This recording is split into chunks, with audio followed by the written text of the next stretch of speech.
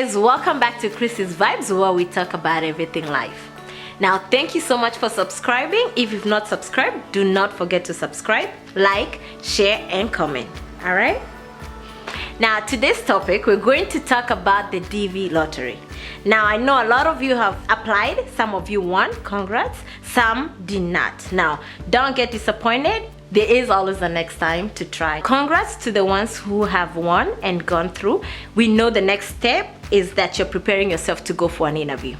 Now, when you go to an interview, one thing that I've seen a lot of you asking, even on social media, is the differences of how you applied first when you're applying for the green card versus when you go to the interview. Now, whatever you put on your first application is the same thing you want to put when you're going to the interview.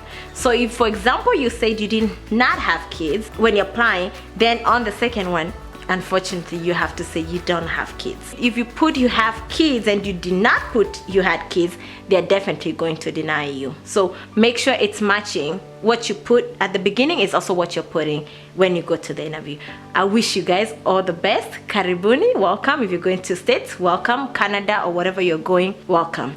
Now, a few things that I want to tell the ones that have won is to prepare. While you prepare for the interview, it's money. Money. That is what you need most. We have people who sell their lands, make committee meetings, and your friends come through. We have families who come in and chip in. You need a lot of money. You have to remember these medical checkups that you will need when you're going for the interviews, when you're preparing yourself. If you're many in your family, there's also a big flight ticket. The one that will cost you money is the physical test. That will drain your pocket. So you want to make sure this main thing is money. Money for medical checkups, money for your flight tickets, and money when you get to your destination. Now, we will talk about what happens when you get to your destination, but my point number 2 is your host. Those will be questions at the interview and questions when you get to the port of entry. Now, you want to make sure you communicate with your host clear.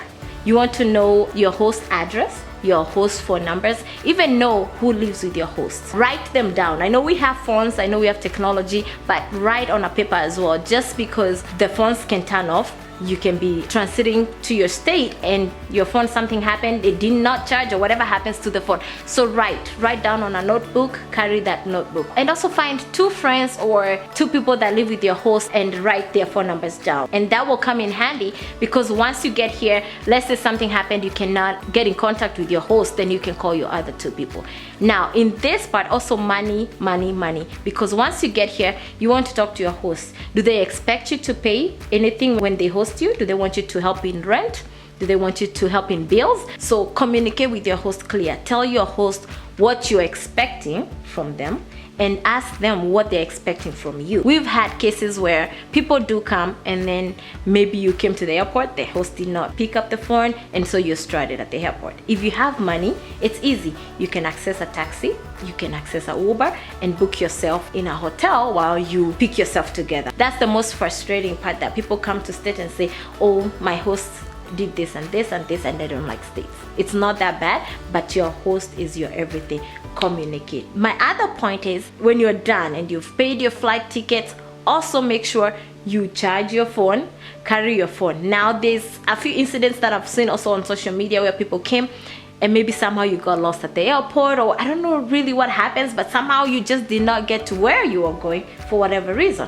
Make sure your phone is charged, carry a charger, or airports have free Wi-Fi. So you can always connect on Wi-Fi. Download WhatsApp. Your dad or your mom coming, maybe they're not very well into technology now, download a WhatsApp for them, because WhatsApp you can call, WhatsApp you can still receive even if you live outside the country. So that's my point for you guys. We'll talk about the other point once you've done what happens when you get here, how to go about it. But right now, I know you guys are in between the interviews. I wish you guys all the best. Karibuni, it's not that bad. I know we've had good and bad stories, but ni wapi hakuna bad stories or good stories. Sawa. Welcome, karibuni. You guys will talk part 2, alright? Wish you all the best.